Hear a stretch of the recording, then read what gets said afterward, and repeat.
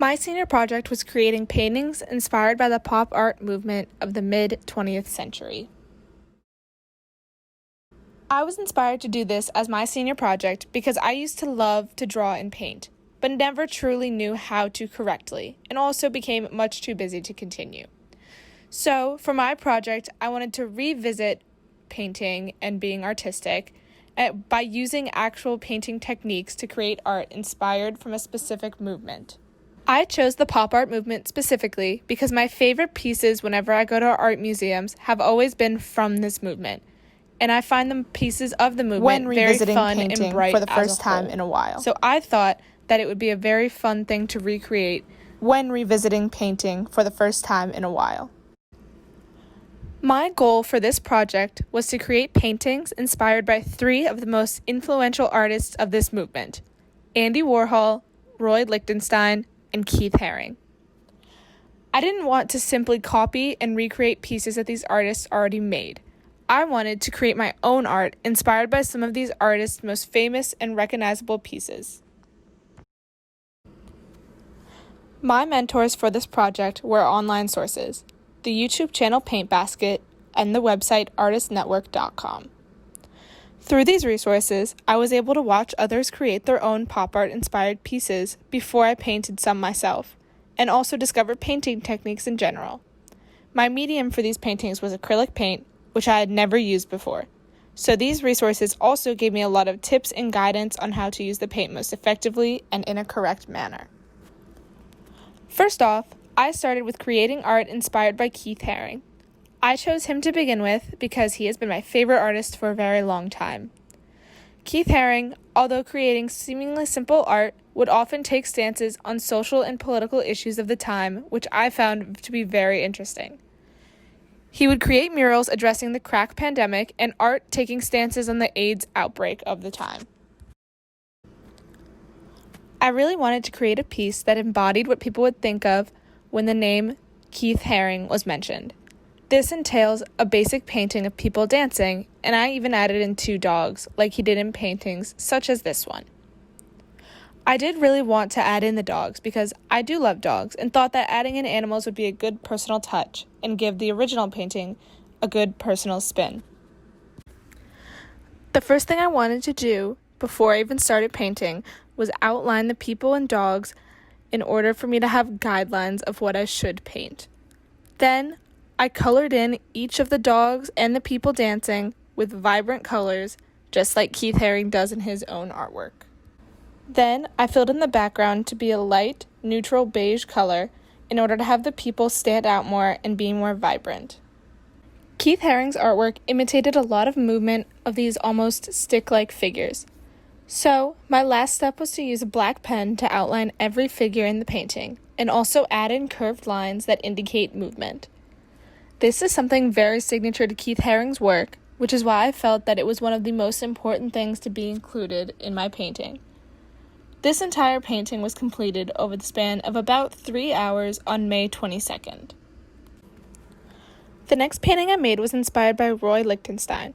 I was inspired by this particular painting of where there is a hand grasping a lightning bolt. Even though some of Lichtenstein's most famous pieces are faces of cartoons, as a beginner, I thought that I should steer away from drawing faces.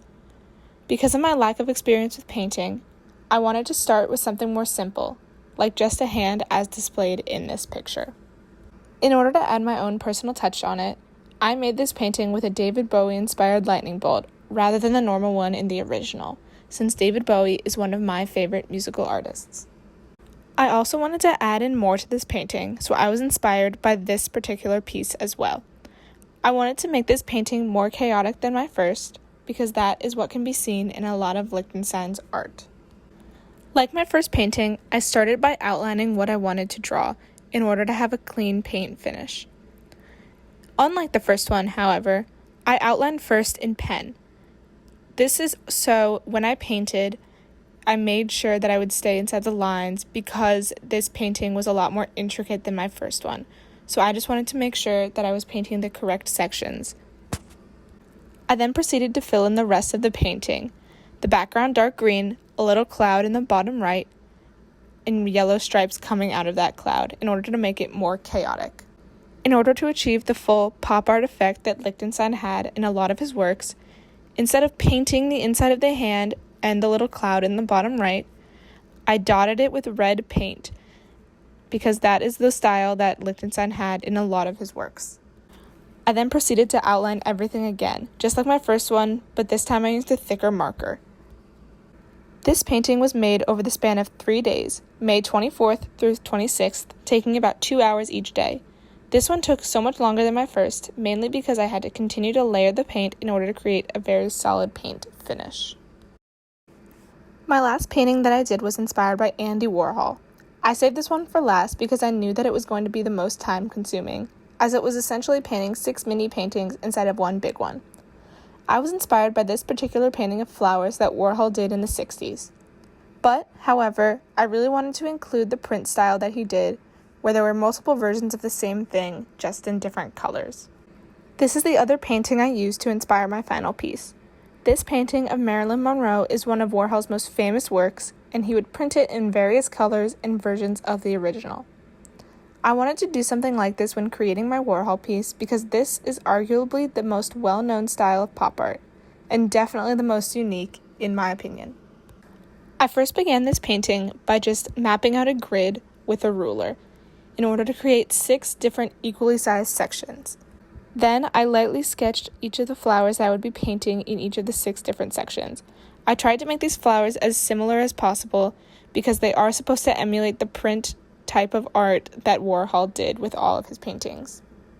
Then I painted in the flowers in each of the 6 sections with different color schemes in each section. I tried to make the colors similar in each of the sections, and just like Warhol did in his.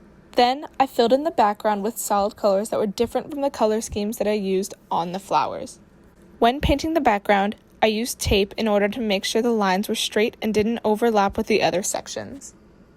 And then after that was dry, I would use the same color and add in white in order to make it lighter so that I could use it to emphasize the stems of the flowers, just like in the first flower painting that Warhol did that I was inspired by. And last, although not as prominent as my other ones, just like the other 2 paintings I did, I outlined the flowers in a black pen. I completed this painting over the span of 3 days as well, from June 1st to 3rd. However, unlike the Lichtenstein one, this one took about 3 hours of work per day because I had to be so precise when painting this one.